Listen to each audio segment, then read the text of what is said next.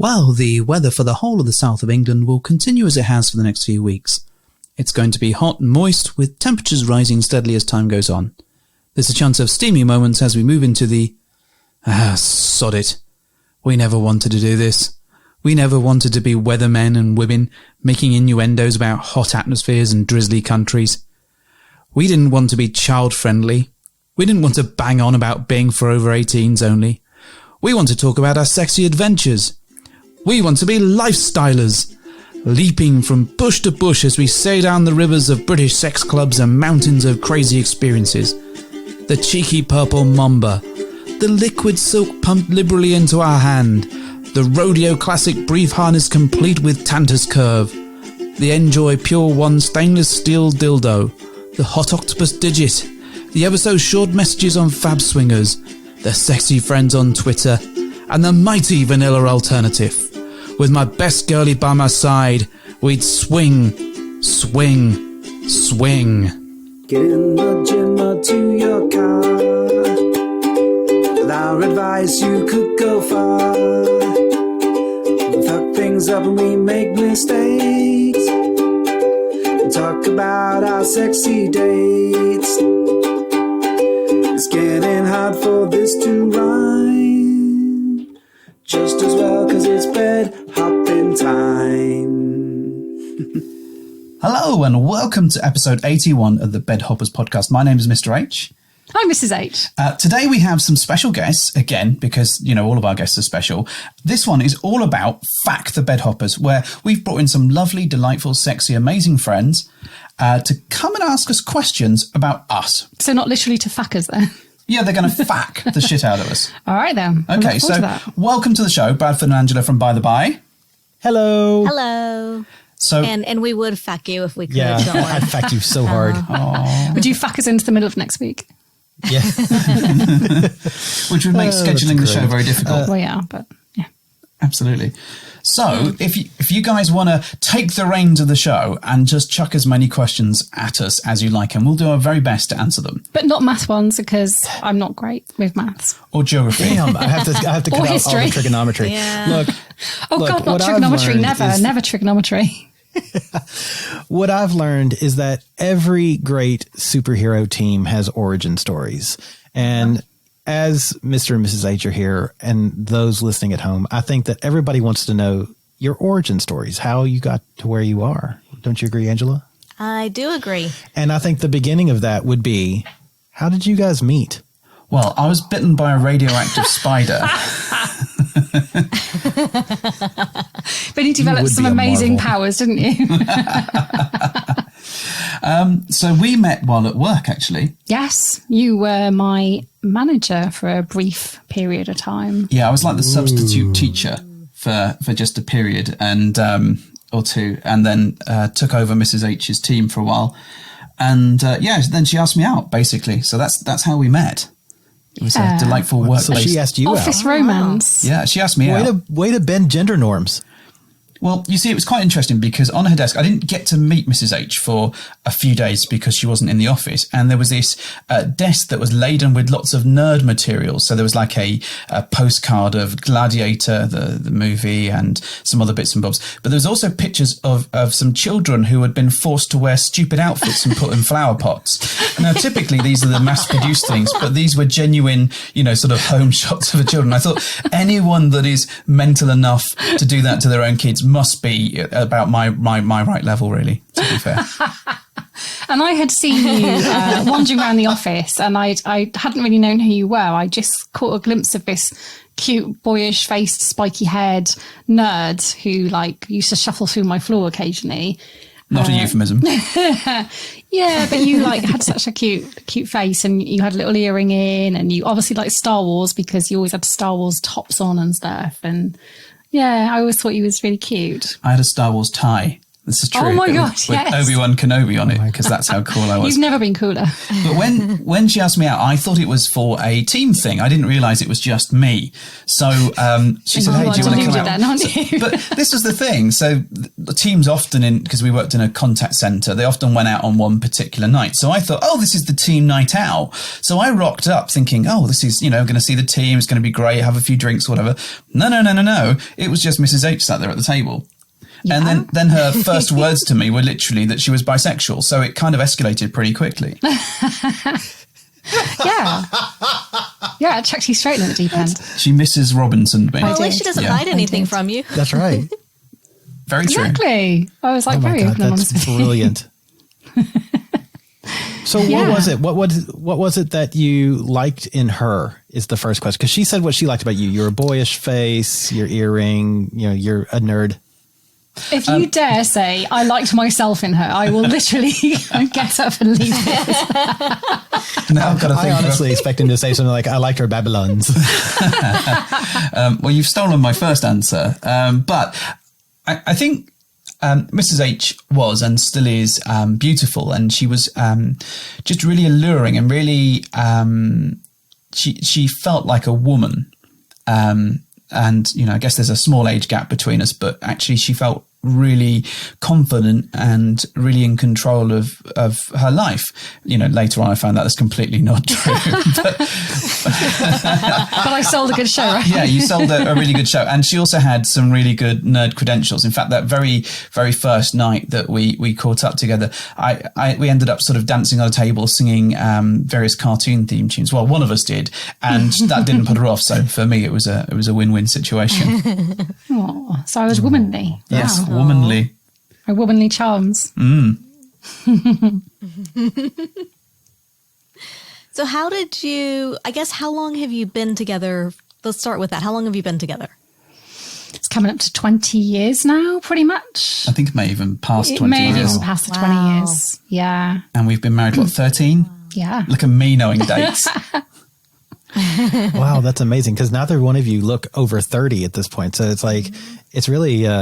That's because it's really pixely on the connection. Yeah, if we had a HD camera, Yeah, you'd be shocked. never go 4K. you forget that we've seen you. We've seen you in real life. Yes. IRL. So how did you get into the lifestyle? Like at what point, if you've been together for 20 years, married for 13, where in there did you start talking about swinging? How did that come up? Well, it's an interesting one because initially we used to take a weekend and just chill out by ourselves and have a sort of sexy weekend where we'd bunker down in front of the TV and watch some sort of foreign film. International film. that inevitably had small amounts of plot, but lots of amounts of nudity and sex. So, and you'd typically find those at 11 o'clock on Channel 4 in the UK. And we'd make a bit of a sex den and we'd bring all the duvets down and all the sex toys down and we just enjoy time with each other, often with a glass of champagne because it's Mrs. H. And that evolved into what else could we watch? And we kind of felt that we'd gone through all the well-known sort of versions of these films. And then we discovered some documentaries. So then there were sexy documentaries on polyamory, I think was one of the big ones that we discovered. And then we went to Google and was like, hey, Mr. Google, what other programs are a bit like this? And Playboy Swing came up. Yeah. And that really, because it was an interesting one because we were watching it from the perspective of, it's kind of sexy and that there's people fucking, there's drama, which Mrs. H loves. And it was kind of this. But it wasn't porn. So it's not like we bunkered down with the intention of like watching just some mainstream stuff where people are just like jacking off and stuff. It was more of we want some kind of development and context around it. So that's why we used to watch the films and, the loose plots used to help. And then when we found the sort of documentary style things, it got us like having good conversations more than anything and not putting ourselves in those scenarios, but more talking about what we'd seen and what we thought about it. So at the time, my mum was had terminal cancer, and it took her a good year or two to actually shuffle off this mortal coil. And when that finally happened, two things: we really wanted to embody my mum's spirit of adventure and going different places and experiencing life. But it also sort of gave us a nudge into, we don't want to sit there and regret something on our deathbed. So it kind of opened up a bit of a conversation around what we were interested in. So then at the thought of that, I kind of shit myself, and that was way too complex for young Mr. H or younger Mr. H to get his head around. So I spent, 6 to 9 months just researching, listening to podcasts, reading books, watching programs, just downloading it all, because I'm a really jealous person at heart. I mean, I would never share food with people, for example. That's kind of been bred into me. Yeah, with even you. Probably to my detriment. And it took a while for me to understand the benefits of bringing someone else into our own endeavours and adventures. But what happened then was we went on a little holiday together. Yes, we did. We went off to the Canary Islands for just a little holiday, and like me and Mr. H. And whilst we were there, we befriended a couple because it was an adults only zone of the hotel. There was no kids or anything, which was nice. And there was topless sunbathing allowed, but that was it. It wasn't any kind of like, what would now be lifestyle appropriate. It was just a nice hotel with an adult only zone. Yeah. And we saw a couple there who were next to us every day on the sun lounges. And over the course of the week, they were all over each other. They were increasingly like putting on a little show every day, like oiling each other up and like flirting. And we kept having this conversation, like jokingly saying, oh, I wonder if they're swingers. Not really understanding or knowing what we were really talking about, I guess, because all we'd really had direct as context. Quote was, ugh, I bet they're filthy swingers. That is not what I said at all. That is not what I said. I merely commented I would believe that checks out. I think I probably just had more context around their behaviour, because we've been watching all these programs together and we've been having these conversations. So when this couple were in front of us pretty much making out every day, it sparked conversations with ourselves. Anyway, we went for a long walk one day on the holiday, came back, and the couple were on the rooftop bar, and they approached us and said, oh, we've seen you every day kind of hanging out. Do you fancy a drink? And we did have a few drinks that night. We had a lot of drinks. We had a lot of drinks. Shocker, I know, these things happen on our stories inevitably. But the point was, we had a really, really, really long boozy night with this couple, and it was really good fun. But throughout the course of the night, the woman made a little pass at Mr. H. So she got a bit friendly with him, and Mr. H declined. Mr. H declined because he's a Jedi at heart, as we know. And a fool. You don't need to make out with Mr. H. This isn't the person you're looking for. Can we get that on a t-shirt? Mr. H, Jedi. So he was getting a little bit, he was a bit like, oh, this woman's like coming on to me sort of thing. Whereas I was a bit more laissez-faire and going, whoa, this woman's like making a pass at him, and this is all fun because we're all having a drink. And then we went to a little disco-y bit of the hotel complex. And I've got to point out, though, and this is irrelevant to the story, but actually funny. Oh, okay, the disco only had 3 songs in it. Yeah, pretty much. There was no one else there. They only had Get Lucky by Daft Punk and some Miley Madonna, Cyrus or Madonna track. And that was really it. And it was just 3 songs on loop.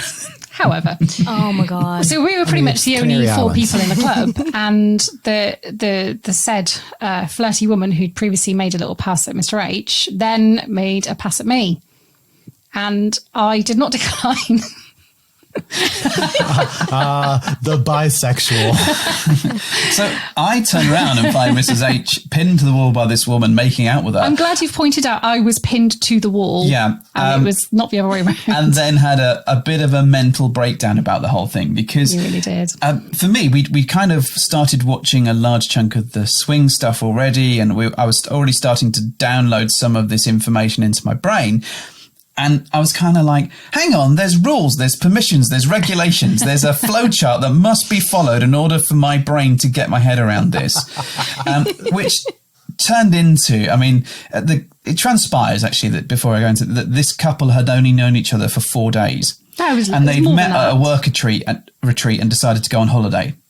Yeah, they were bonkers. They were, and that was the first time he'd ever seen her drunk. So he had a complete breakdown over this, because he's like, where the fuck did this come from? So we then go off and have an argument that lasted about 4 or 5 hours about this whole thing, where we actually had complaints from the hotel about the just yelling. And I was like, why? We could have had some fun. We could have done this, blah, blah, blah. I need to interrupt for a second, because I'm curious tell us about. I need to know your argument style. How do you argue? I'm belligerent. Like, I'm not asking how do you argue. I'm just saying, what is your all's style? So it depends. So if it's a drunken argument, it's quite different. If it's an argument and we're both sober and of right mind and all that sort of stuff, then we don't really argue. We discuss stuff properly and we debate it out and go and work through it. We're very constructive. However, when Mrs. H has had a drink, she becomes a very, very belligerent drunk. So what I can tell you is you've seen that, over the course of that evening when we were having arguments, was my first ever, and I think I might have talked about this before on the show, the first time I ever decided to write down on my phone the notes of this particular argument. Very wise. Because do you still have that? Probably somewhere. I can tell you that I can give you a highlight of it. But what I found is that I forget what my points were during the argument during the night. And the next day when I wake up, I just have this feeling of being right, but being put upon by Mrs. H. I feel sort of victimized. But she won't ever believe me because she never remembers how belligerent she is when she's been drinking. So the next day after this argument, I was like, aha, and pulled out my phone. I've got all these notes of stuff that I've written down. And it literally was, why is she calling me a dick? I feel really sad. I'm really upset. Just a list of emotions. And it was just a list of how I felt. Aww. And it was like, Mrs. H says that I should fuck off. Why should I fuck off? I'm so sad. And it was just this poor descent into, I feel really hurt. But you didn't tell us why. But my arguments, which I was convinced were quite right and quite okay, there's none of that on there. It's just my emotions. So, but yeah, so that was our talk and conversation that night. But out of that did sort of become born this sort of concept of, well, actually, if we want to explore this, let's do it in the right way and let's give me the framework that I need, but also Mrs. H the opportunities to explore, because I think she was really the one that was pushing that. It was me. Probably the catalyst for me was me acting on the fact that I'd not suppressed, but I'd not been able to kind of do anything with the bisexual side of me. For a very long time, even though I'd been very open when I met Mr. H, because we'd been raising a family and we obviously, did nothing with that. We just we were very happy, which is great, but must have been somewhere inside of me waiting to spring out. And this particular woman that night obviously tapped into that, I think. And, what emerged then was obviously a very innate desire on my part to revisit that. So it just came out in a very, very poorly constructed way on my part, which, I understand was not the best way to do it. But it was really interesting that it came about that we had a great conversation off the back of that when we were both home and sober and not drunk anymore. And we had a series of conversations about what we could do to explore it and, how it would benefit our relationship and what we would do together. So I think even though it was a very difficult night at the time, it did trigger quite a lot of very adult, grown-up conversations along the way. And then he's right, we did do it the right way, and we did it in a way that would protect our relationship, and that we would protect what we have, and it wouldn't kind of break us. Yeah. And how long ago was that? 2016. Yeah. 2016. That's when it was. Okay. So, yeah. I'm not sure that they lasted as a couple, though, if I'm honest. No, I don't think they did for one moment. I don't think they lasted beyond the holiday. But yeah, 2016 is when all that happened. And since then, we are now moved on quite a bit. Yeah. So I think a lot of people who consider swinging and think about swinging in general always assume that there's something wrong with either the relationship or the sex life for people to want to do this. So can you give us a little insight into your sex life and what your relationship looked like prior to the Canary Islands, and then maybe an update as to where you are now? Yeah, that's a really good question, actually. And it's something we've since talked about a lot ourselves, that we were extremely happy anyway. We had a great sex life to begin with. There was nothing about me that felt, I wanted to be infidelious in any way or, stray. And we had a great sex life. I think one of the things that we found over the sort of period leading up to that Canary Islands moment is that, we'd have sex a number of times each week. And we found a lot of my friends were splitting up with their partners, with their wives, with their girlfriends, with whatever, sort of throughout that time. And quite often it was because it wasn't that the guys were not getting enough sex. It was the other way around, that the guys just weren't stepping up to bat. For want of a better phrase, with their women partners. So we always found this really, really strange, and that actually the dynamic for us has always been, we have a fairly high sex drive. It's not amazingly high, but it's certainly a few times a week plus. And especially when we had the weekends to ourselves, that's always been really, really positive. So we were really shocked that so many people were kind of splitting up over that sort of thing. Or letting their sex lives dry up. Because, ultimately, you have to work at relationships, and, it doesn't just stay exactly the same, 10, 15, 20 years on. Things are different. You get comfortable, you get complacent, people get fatter, they might get older, they might look different, or they might behave differently. It's not going to go at the same pace that it did when you first got together. And you have to work at that.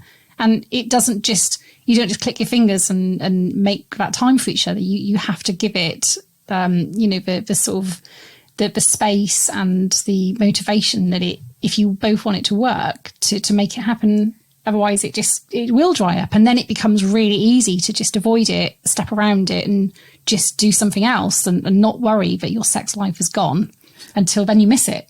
In a way, I think it's that quite often it's quite easy to put an excuse in the way of not having sex or not exploring or not having fun. But what we've tried to do is flip that on its head and use different things that have happened to us as a driver to try new things or try different ththings out. So for a long period, I had to drive to Windsor, which is kind of like, from where we are, it was sort of like almost a 2-hour drive. Yeah. And what we found is that really put a dampener on, how much energy you've got left when you've got a full working day plus sort of 4 hours in the car. But actually what we started to find out was that when Mrs. H was by herself in the evening sometimes, and I was driving home, we could turn that hour or two into this really prolonged bit of foreplay where we could tease the hell out of each other on that car journey. Okay, it's probably not the safest thing to do, in fairness, in hindsight, but actually talking about, dear Lord. and I recognise the irony given other statements around me in cars and having sexy times. Hilarious. But it was a really fun way of going, actually, we don't have all this time available to us. What can we do with what we do have and with the resources that we've got? And, when I've been away for work, it's been what can we do to interact? Can we send each other sexy photos, have sexy conversations, and make the most of that, rather than it being we can't do it, we're too far away, there's too much effort. We've always tried to sort of put that effort in. And I think we've maintained that. I think that the swinging and the lifestyle stuff has enhanced a lot of that, and it's given us more options. But at the same point, we've always kept our relationship very core to everything we're doing. So we still, what we don't want to do is just use the lifestyle as a crutch for us. It always needs to be an enhancer. And the second it becomes a crutch that we just lean on, I think that will be the moment where we step back a bit and reassess where we are in our relationship and our approach. And it's really interesting that the pandemic has actually given us a really good opportunity to test that theory, actually, because we've not been able to engage with other people for quite some months now, and because we've been very observant of safety. So since, early March, it's just been, me and you, isn't it? Yeah. And I'm really happy to say that nothing's kind of like dwindled or gone away in terms of desire, because we don't have other people now to engage with sexually. We are very much still into each other. And whilst we're looking forward to, picking up again at some point and having fun again with other people, it's made me very, very reassured that we can walk away from things if we need to or have to, and still desire each other and still have a great sex life ourselves. That's always a good thing to think about. I guess I've never really thought about, because I guess for us, it's something I don't see us not doing. I don't see us not being in this lifestyle, but to be that secure and that happy with your partner, to be able to say, I can walk away, that's pretty amazing. It was really important to me that we could do that, because I don't want us to use this as the impetus for having a good relationship. It's so important that we still have each other at the cause, as he says. It's got to be that way, because otherwise we don't play separately anyway. But for me, it would be degrees of separation, I think, if we started to rely on it as a way to feel desired to each other. So it's good to know that we still want each other and only each other. I think what's really important actually has been that this lifestyle journey has to add value. And I think if we feel for any moment that it's not adding value, then we very quickly retreat from it.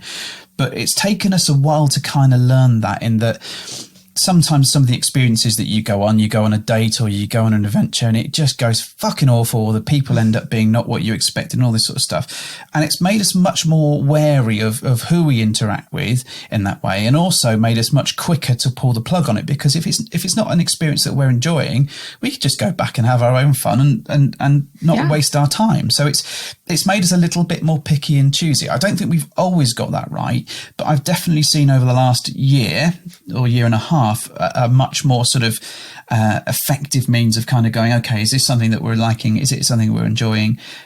Do we want to do it? And if not, then just sort of backing away pretty quick. And the other thing I've really noticed that we're both quite good at is we like seeing the interaction of other couples who are in a very devoted relationship. And it's always clear when you can see how devoted the couple are to each other. And for me, that's like a really strong pull of attraction, because I know they're in it for the right reasons, and I know that they're not, one of them's not being coerced into something, and it's not a band-aid moment where they're just trying to pull their relationship together and using anything. It's a real attraction for me to see a devoted couple sharing us with their relationship. Yeah, definitely. Yeah, no, I understand exactly what you're saying. And just to add to that is, and for people listening at home, having spent time with you two, you both are extremely devoted to one another. And I think that it's something that I know Angela and I have been very attracted to from the very beginning. It's sometimes hard to get that over either podcasts or over Twitter or over Instagram and all the socials. But having very early on when we first met you guys, immediately that bond was so obvious and so sexy that it was just like these are truly good people, and they're people that should rightfully be kind of models for others to sort of try to emulate and see what you do, and how to do the same thing with their partners. Oh, that's so sweet. I see us being together for a long time. I really do. I don't see us I can't imagine a life without him. I don't think I could get away. She'd find me. We're like conjoined twins. I can't see him you, right?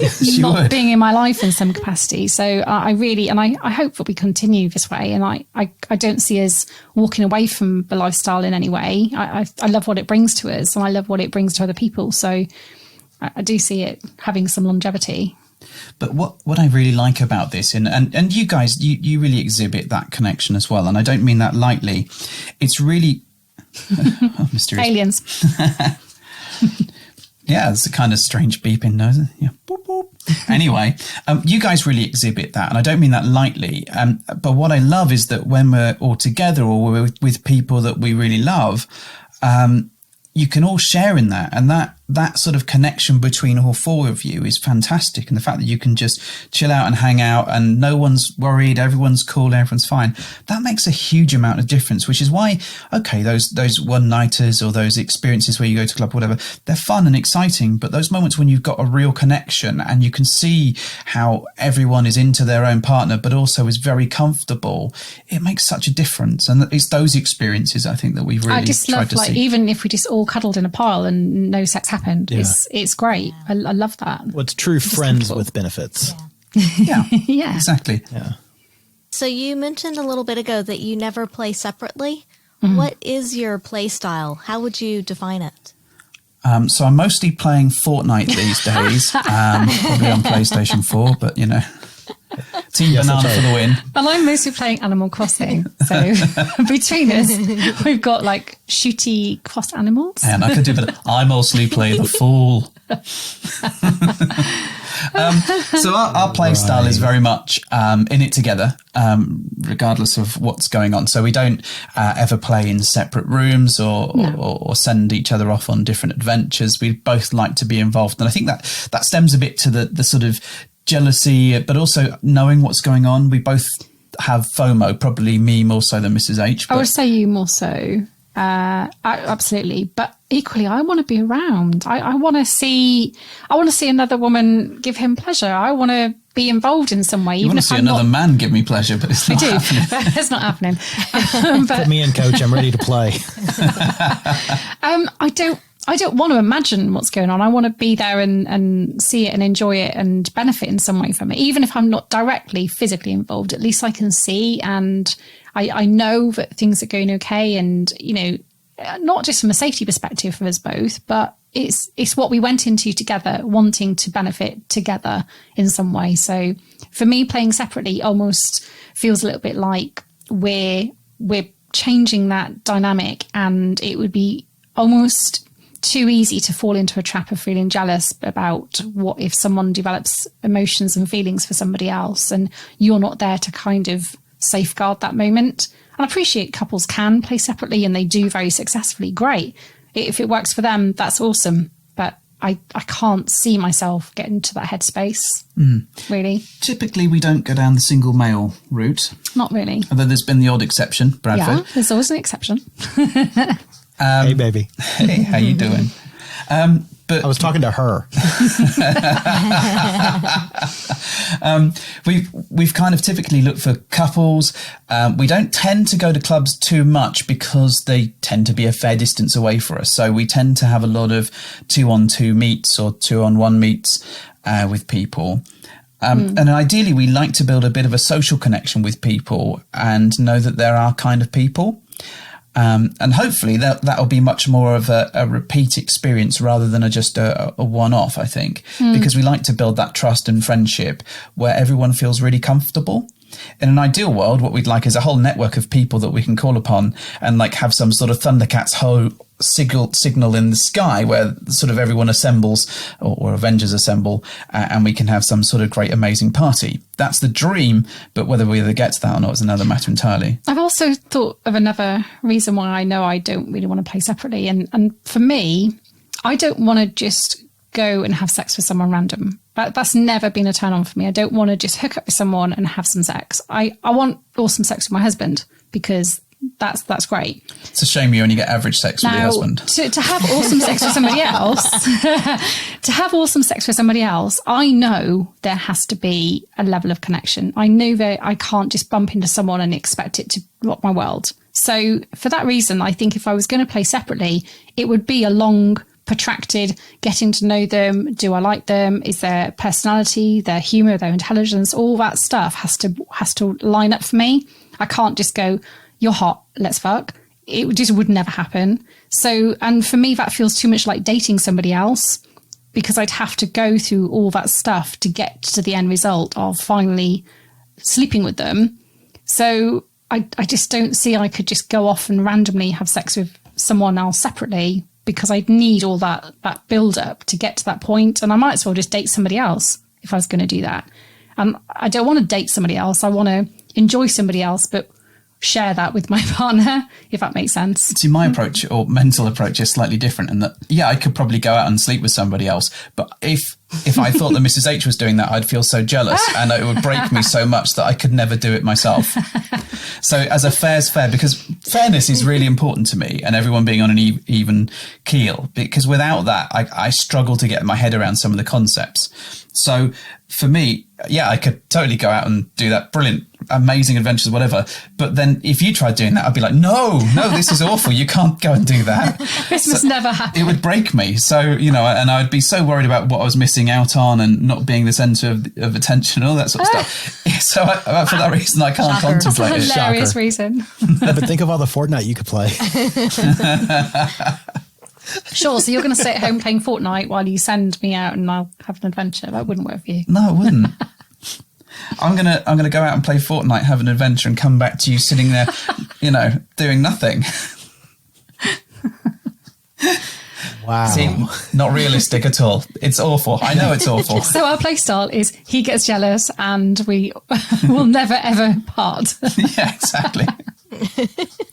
It's like that film where they've got the things on their necks where if they get too far apart, they blow up. So if we do get too separated, one of us stops functioning. Jesus. Wow. I took a really dark turn. And for the record, I think everybody out there knows which one of you stops functioning, Mr. H. She seems to be doing just fine. Also, I love I love the idea that you believe you could go out and hook up with somebody. I suffer from that as well, where I'm like, oh, I think I could go out and hook up with somebody. And since, we play separately, we can't, buddy. Oh my God. In theory, I think is the key phrase there. In theory, yes, we could. Fair enough. Yes. Although, in theory, yes. I do have one caveat to add to that. This is only, for some reason, this only applies to a male dynamic for me. I think I'd actually be better if I was just going out and meeting up with a woman. There you go. I can have double standards of my own. Hey, I respect that. You know what? You can have any standards you want, gorgeous. As long as it works for you. That's right. And see, there you go, Mr. H. You could have the same thing, and I'll be waiting. Okay, Bradford, this is open then for the next week only. For you. Now, I have one question about that, though. If he's basically Australian Mr. H and you're British Bradford, is it really playing with another guy, or is it just like masturbation? Is it just playing with yourself? It is onanism, isn't it? It really is. I think there is a hint of that. I think there is a slight slide of that in there. Ooh. For want of a better phrase. This all seems fun. I think that Mrs. H is just still pissed off that she missed us kiss, frankly. I am. Really annoyed. Really annoyed. It was really lovely. Thank you. Brilliant. Happy for you both. I wish I believed that. So tell us about some of the super high highs and the super low lows that you've gone through. Let's do the highs first. Let's get the ups before we go to the downs. Okay. Allow me to indulge myself on one of the highs here. You often do. Yeah, I know. I'd say, becoming slightly famous for it. However, one of my personal highs was our first trip to Desire, and it was spying you guys across the dining room. Yes. Because it was such a magical moment for me, because we were sat down, we're having some food with some other people, and this delightful pair walked in and sat down and had some food going on. And you'll have to forgive me if my memory's not quite right on this, but we sort of started making faces at each other. Yeah. Mm-hmm. Well, so my back was to you, and I was like, I'm looking at Angela going, why are you pulling faces? Because it's not something I normally do. No, she never does that. And we hadn't at this point physically met. Obviously, we chatted online and we'd sent, I think, Twitter and Kik or whatever messages to each other. But that moment of actually physically meeting you, there was a little bit of magic in the air, if I'm honest. It at least felt that way for me. Like they imprinted on us. Yeah, it was. Like they imprinted on us. And that was just one of my, it was kind of that, like we'd known you forever. But at the same point, it was a level of excitement that was amazing. And that for me was one of my most favorite moments of this whole thing, because it's one of the touch paper moments for us being able to chat and get together and see each other, and the start of our relationship as all four of us. But also it was kind of like this thrilling excitement, different location, magic in the air kind of moment for me. I agree. That's one of mine. You can come up with yours, Mrs. H. I have one. Okay. And it would be easy actually to all my highs to involve these two lovely faces, because, I have had a lot of highs in this lifestyle and you guys have been involved. That Post-it note I put on my Mac here that said pander to the ego is really panning out. Yes, but this time I'm going to pander to your ego, Mr. H, because one of my biggest highs in my lifestyle has involved you, directly you. My biggest high was the realization that the morning or the night actually after our first successful meet, where we full swapped with people and it didn't break, I realised that the reconnection sex with Mr. H was possibly one of the biggest highs I was ever going to get. And I wasn't expecting that. It was just tremendous. And I was hooked, I think, on... It's the shape of my penis. I was hooked. I literally was hooked on the kind of emotion I got. I was almost giddy that, oh my God, I've been with this guy for so long and I've just literally fallen even more in love with him, if that's not sickeningly awful to listen to. But I really was amazed that the reconnection could be that awesome. It was just amazing. And now I know that every time we do reconnect after something, I know it's going to feel amazing.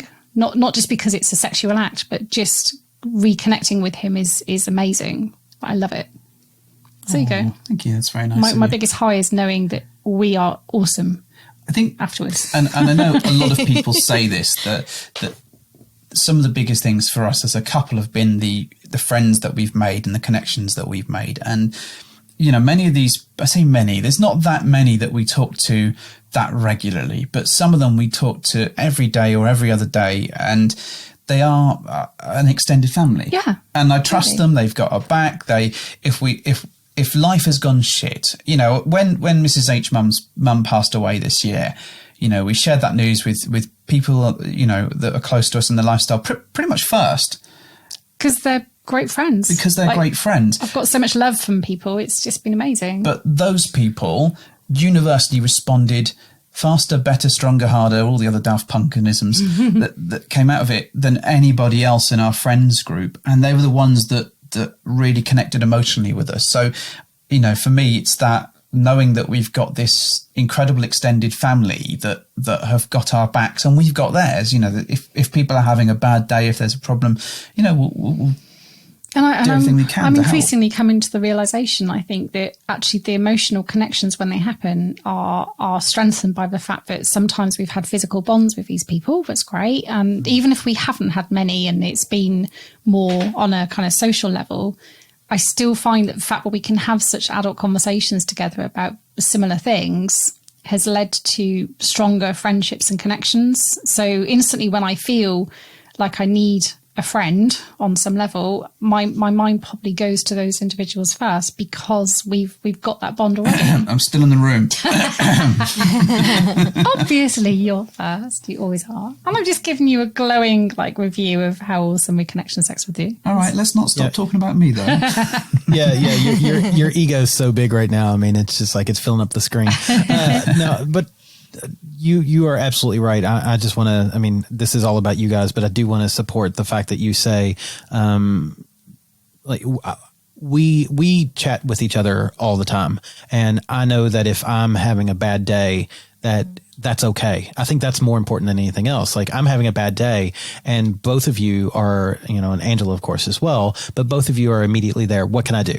Like, what can I do for you? I'm, you know, half a world away, but I'm immediately, I feel supported by you, you know, despite the distance. And it's lovely. And I think that what is also amazing is, you know, we had a chat this week, where both of you kept commenting on my demeanor.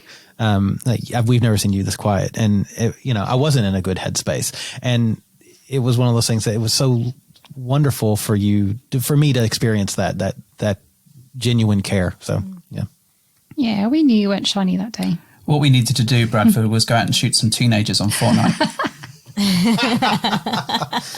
I know. But it just goes to show, isn't it? You're like so many miles away, but we knew something wasn't okay with you. Yeah. So. And also the cameras we put around your flat helped. I'm sorry for what I do between the hours of 1 and 4 every day. We're not. Yeah, I think it is important that people understand how, you know, these relationships, you know, we go back to the friends with benefits because there's somewhere between swinging and polyamory. And like, what is it? Where is it? Shades of gray, folks. Shades of gray. Everything's a shade of gray. But not 50. Fuck that. So do you want some lows now to balance out these extraordinary highs? Yeah. I think us down. Because there's always Bring us down, loads Mrs. to H. be Bring us had. down. Give us some dirt. Come on.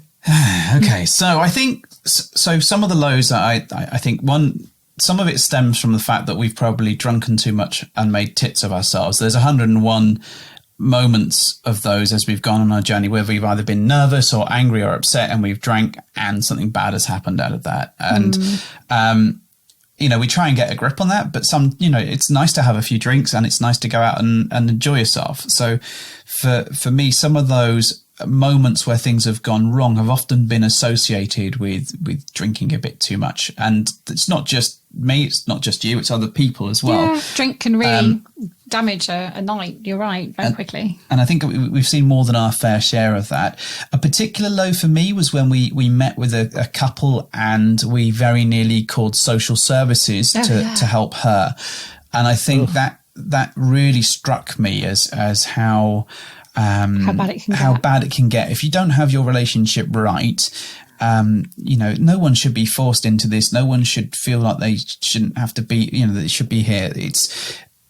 And this was a real incident. I think we called it Special Brew. It was Special Brew, yeah. And it's, I don't know, it's one of our very early episodes that we talked about it, but actually going to someone's flat and seeing that this poor woman was being treated the way that she was, and her just asking us for help, and we did what we could to help her, but that was awful. And that really showed me that there's a negative side to the lifestyle, and not everyone is as happy and as go-lucky and as joyous as we are when it works. For some people this is a horrible thing, and we really worried about that person, and it really affected us. And I think it really informed our kind of, we want to see demonstrations of couples being happy and being on the right side and doing the right thing for each other, because we don't want to be dragged into some sort of dispute. And we've had couples split up with we've been there, and that's been another thing that's happened. Not because of us, we hasten to add. No, not because of our actions, but because of the reasons they got into it were wrong. I'm sure we've split up a fair share of couples, sadly, but joking aside, it was just, we've seen some of those moments where relationships have broken down and they just weren't strong enough to survive, or maybe they shouldn't have even been relationships in the first place. And that's a real difficult, horrible, dark place to go to. It's really difficult when you know that the reason they're getting themselves into swinging or whatever it is they're trying to achieve is because they're trying to save a relationship in some way. Yeah. And they don't give it the credence or the respect it deserves to treat their relationship as the priority. And it's really upsetting when you see how it's going to end before they themselves can kind of see that coming. And it's not nice to be part of it in some way and not kind of able to kind of stop it from happening. But that's on them. I mean, they're adults, but it can have a really bad impact on a relationship if you don't give it that respect. I think the other thing that I'd chuck into that mix as well is that sometimes this whole adventure can influence in a positive and a negative way, your approach to your own body confidence. And we've not long done an episode on body confidence, and for us we've been on both sides of those coins, where actually we felt really confident, we worked hard, and this has driven us because we're putting ourselves in front of other people and we want to do the best for our partners to really make the most of who we are and what we look like. And at other times it's really knocked our confidence because we don't feel the best, like we're putting our best foot forwards. And it can really leave you feeling down, and that you're never going to get to where you want to be. You're never going to present your best self. And that can be a real terrible blow to your confidence, and it can influence everything that you're doing. So we try not to do that. But sometimes, one of us, and it's normally just one of us, is in a bit of a funk about things. And it's kind of, how do you get yourself out of that? And we found that the lifestyle, that can happen to anybody, inside or out or outside of the lifestyle. But I think being in this does put a bit of a magnifying glass up to your confidence and who you are and what you present out there. I also think it can be quite challenging I think it's challenging for all of us, but it can be challenging for men in particular if they're sensitive, because often men don't compliment each other. They often don't talk about, these sorts of things. And so, I think there is a bit of a thing around that we need to look at as a whole lifestyle community. But, I can't influence that much, but I'll do what I can. Should I talk about one of my lows then? I will My say lows? before Mrs. H goes, I just want to say great doors swing on small hinges, meaning that, for every little bit that you do, it helps swing that door a little more for somebody else. That's true. And, it's annoying sometimes that it's always women that are like, oh, I feel so lacking in body confidence. But, Mr. Rich is absolutely right. It happens to men too. And we shouldn't take we shouldn't take it away from them that they have the capacity to kind of reach out and say, I'm not feeling okay either. Hello. And I think it's that complimenting men thing as well. And I know I bang on about it a lot. It doesn't take a lot to go, oh, nice shoes, or oh, nice beard, or whatever, just a small thing, like you say, Bradford, can really start to become part of people's approach to life. Yeah. So Mrs. H, tell us. Yeah.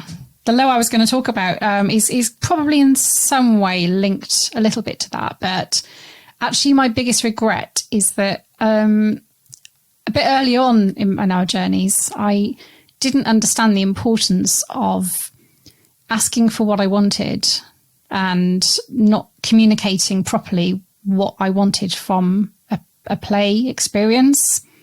So I think I almost put too much pressure on the situation itself would drive the pleasure I got from it. And if that didn't happen, that's down to me not maybe asking for what I wanted to make it better.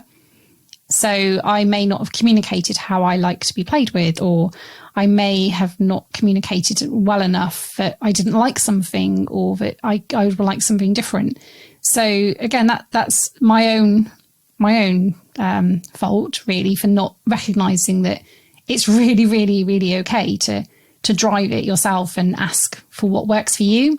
Otherwise, it's a pointless play session. And, I did come away from a couple of encounters feeling like that was rubbish. But actually, was it rubbish because the guy didn't perform, or was it because I didn't tell him what I needed? And it was down to me that made it a poor session. And then I ended up regretting it and feeling like I didn't get anything out of it as much as Mr. H got out of his experience. So it was an important lesson to be brave enough to ask for what you want, and more importantly, tell them what you don't want. But it's a low because it ruined some moments for me, really.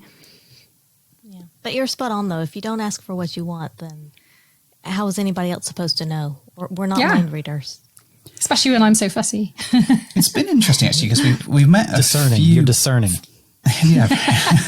We've met a few women along the way that don't masturbate and haven't really explored their own bodies particularly. So how do you expect some fella or some other woman to be able to do it for you if you don't know how to do it yourself? Very true. So I think, I'd absolutely encourage everyone to wank, basically, is the output of this. But also the communication is so important. And if you don't communicate and open your mouth and tell somebody something, whether it be I'm not happy with this, or I'm not enjoying this, or could you do this differently, or can we actually stop what we're doing altogether because it's only going to make things worse, then actually nothing's ever going to change. So can we invent the 2-to-1 wank rule? So you wank for 2 minutes, communicate for 1. No, but it also goes back to a particular session I remember when I wanted to get out of there because I hadn't enjoyed whatever it was, or I felt uncomfortable about something, and I just didn't have the ability to communicate with you effectively to tell you how important it was that I needed you and only you to be the person that would put that right. So it's communication again. It's like you have to find ways of telling each other what you need and when you need to call it. Maybe a flag system. Semaphores. Or I could do my owl noise if you like, as an alert. It's not going well. Ooh, said that. Yes, that. Ooh, ooh. That's the one. Have you found the chicken noise? No. Not yet. No. It's on my list for the next week. I've been very busy with work. Moving on. Oh, what a shame. Moving on. So, look, I don't know how much longer you guys want to go, how much longer you can go, but I know one thing that I really want to know is like, what's the future hold for Mr. and Mrs. H of the Bed Hoppers? What are your goals, your aspirations, your dreams, and all that lovely wanky stuff? Well, no, realistically though, it's like, what do you hope to get from the lifestyle in the future? Okay, so I guess there's two bits to that. What do we hope to get from it, but also what is in store for the Bed Hoppers as a thing? I'll take the thing first. Come on, Bed Hoppers TV. Yeah, there is a bit of a theory that goes that I would like to move some of the stuff into YouTube and sort of promote some things over there. I think for me, what I want to do is be in the best place where we can help the community, and I mean that really altruistically. We're doing this because part of it is a documentary of our stuff, so we can look back and go, "Wow, we did this." But part of it, and the biggest part, is around helping other people. And if that help is just about going, "This is how we did it," learn what you want out of that. You don't have to do things how we did it, but you might want to think about this sort of stuff. Then we've that's a win for me.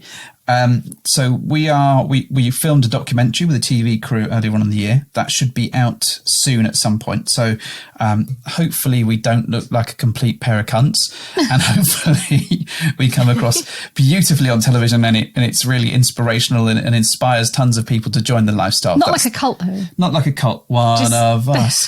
No, but endorsing the lifestyle in a positive way, so that other people will not shy away from it because they have those negative interpretations of the stereotypes that Outlander, we have your woman.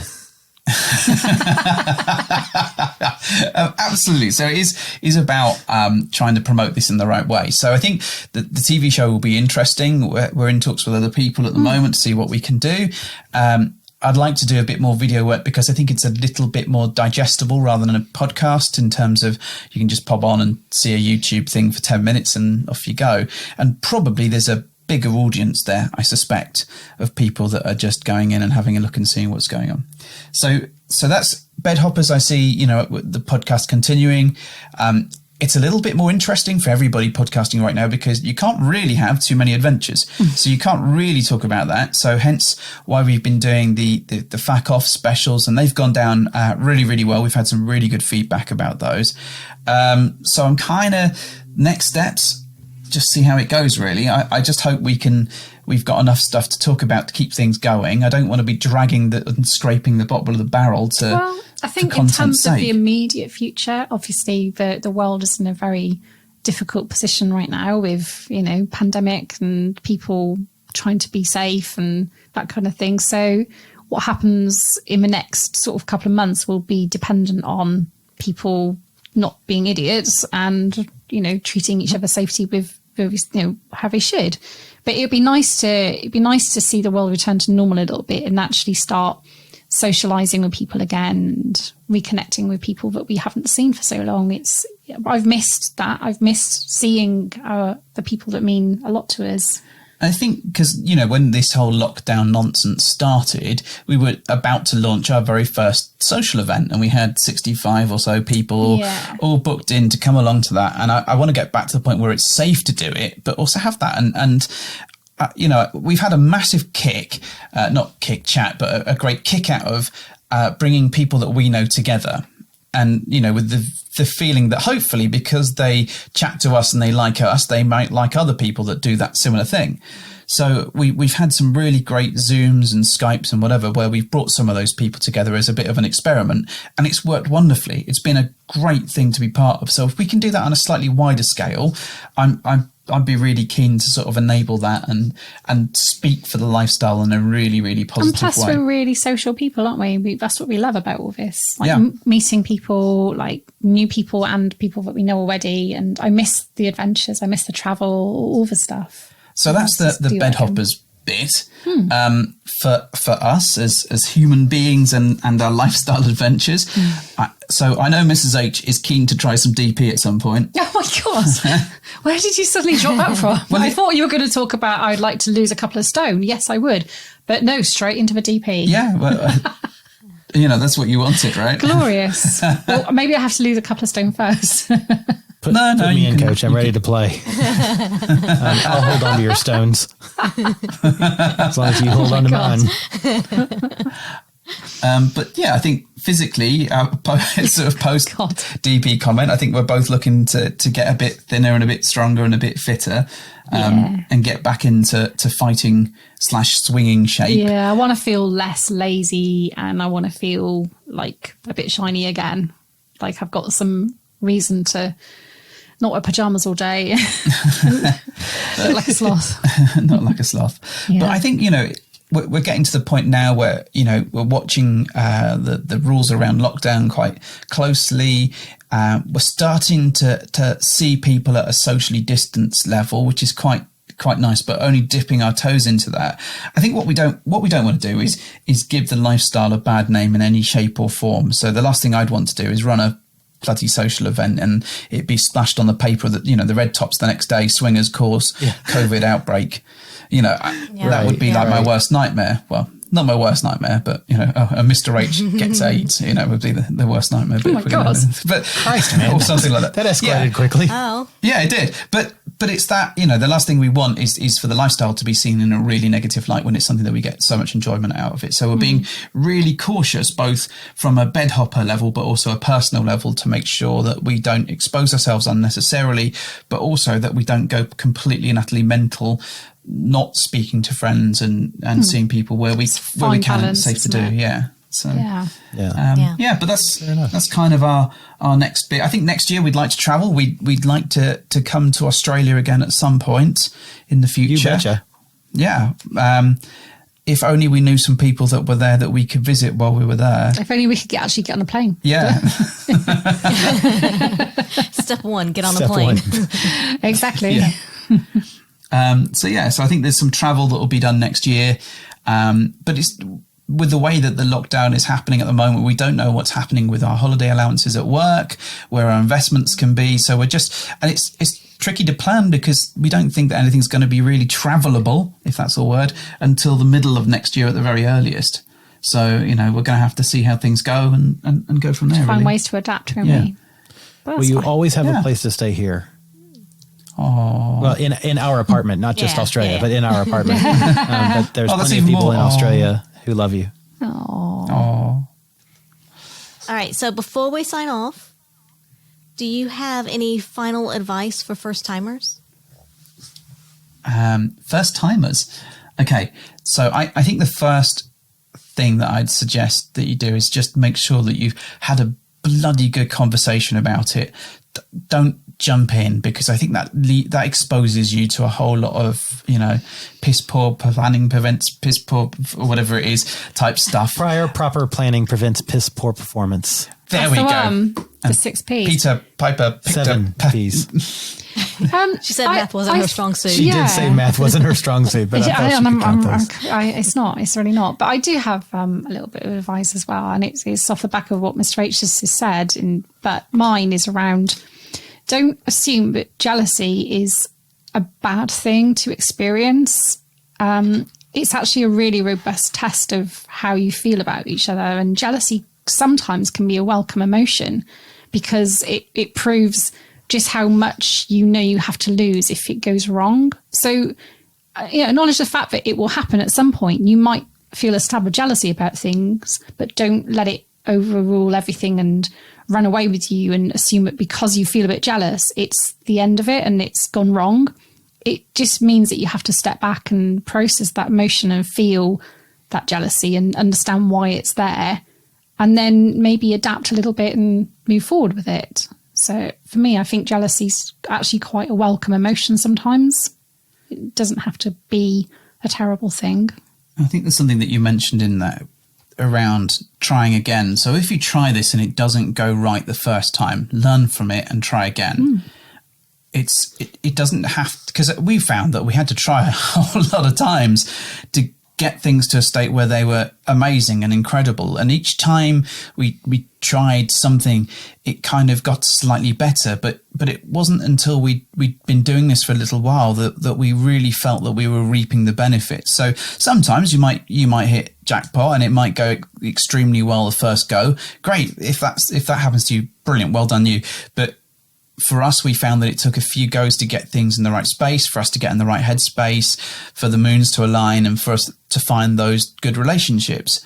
So for me, I'd say, if it doesn't go perfect the first time around, don't worry, just talk about it, learn from it, and try again.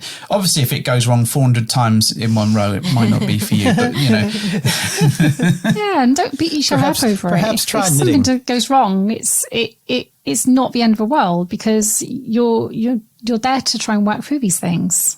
You don't have to leave each other over it. Exactly. Yeah. That's great. So look, it's been a wonderful time. Thank you so much for asking us to interview you. It's been good to learn more about you. It's been great to learn more about you. And to put more of you out in the world. Yeah, like let the world see more of you. I do want to just make 2 comments, if I may. I was taking notes as you all were speaking because I love and respect both of you. Things I learned that I didn't know before. Number 1, the bedhoppers got into swinging because that's what Mr. H's mom's dying wishes were. She would have loved it. She would have wanted to come with us to clubs. There's no doubt in my mind. Love that. I love that. There's something so beautiful and delightfully uncomfortable about that. She just had a zest for life, I think, and she would have just been truly approving, if nothing else, of adventures we're having. One of the great things I loved about my mother, and I'll keep this quite short, but is that we went down to where she lived and journeyed there, and this is when she was healthy, and she said, "Oh, we're going to go to a nightclub tonight," and we're like, "Really? Okay." So takes us to this club, and she's like, "There's a lot of men here, isn't there?" I'm like, "Mum, it's a gay club." And before I knew it, my mother was actually on the table pole dancing with a bunch of gay dudes. She loved it. She loved it. And that was her zest for life. So, I can easily see her coming to a club and just bouncing around, not on like that, but socializing with people and loving the conversations. And, I can imagine it. So what do you do again? How does you do it? All that stuff would have been beautiful. Oh, that's great. There's something really beautiful about that. I love it. That's great. So clearly it runs in the family. Yeah, definitely. It's in the genes. Yeah. My other point that I took away was it's nice to know that one of their lowest lows did not include pizza. I just thought we should never speak of it again, but it probably is one of the lows. I'm not saying anything. I'm just, if people are hearing this and wondering why pizza would be part of a lowest low, I think what they should do is go back into both of our back catalogs and listen to everything we've ever produced. I think the pizza didn't make the list of the lowest low because it was so low that it couldn't even register. It was blocked from memory. Yeah. But on the flip side, it had some really funny stories off the back of it. I think that whole trip was there's so many memories that I have from that, and that was an absolute highlight. And I think that the fact that the pizza incident happened gave us so much to laugh about that I don't mind being the butt of those jokes, because the rest of the time it just takes me back there and all of us laughing and having so much fun. So, fuck you, Bradford. Fuck you. So I just want to add to that and say that the only, I mock you about the pizza thing, but it was directly because of the pizza thing, which is why Angela was riding me behind you two while we were driving along. It was just that. She was like, "Do you want to have sex?" Yes, I do. And so while our lovely driver was driving us around, we were having sex in the back of a van. It's very nice to have a driver, isn't it? He was a brilliant man. He is a brilliant man, and we love him. A brilliant man with a brilliant van. It's not a van. That's right. Oh my God, that's beautiful. Well, thank you guys very much. I think that we should do a part two. My spoonerisms here are coming out. I think we should do a part 2 at some point in the not too far future, because we have more questions and I'm sure you have more advice. Cool. Well, we'd absolutely love that, and any excuse to talk to I you look guys. forward to your tot poo. I can't believe she said that with a mostly straight face. I did. Well, in her defense, it was kind of bisexual. Terrible. Right, moving swiftly towards the end of the show. Thank you both for asking us so many wonderful questions. It was really nice to see your amazing faces again. If anyone does want to check you out, where can they find you? I'm contractually obliged to ask this, of course. Sydney, Australia. We are everywhere podcasts are sold. By the by, you can find us on our Instagram, our Facebook, or Twitter at By the By Podcast. Wonderful. Well, thank you very much for joining us, guys. It's been so nice to see you, and we'll catch you up for a part 2 at some point in the undisclosed future. You betcha. Excellent.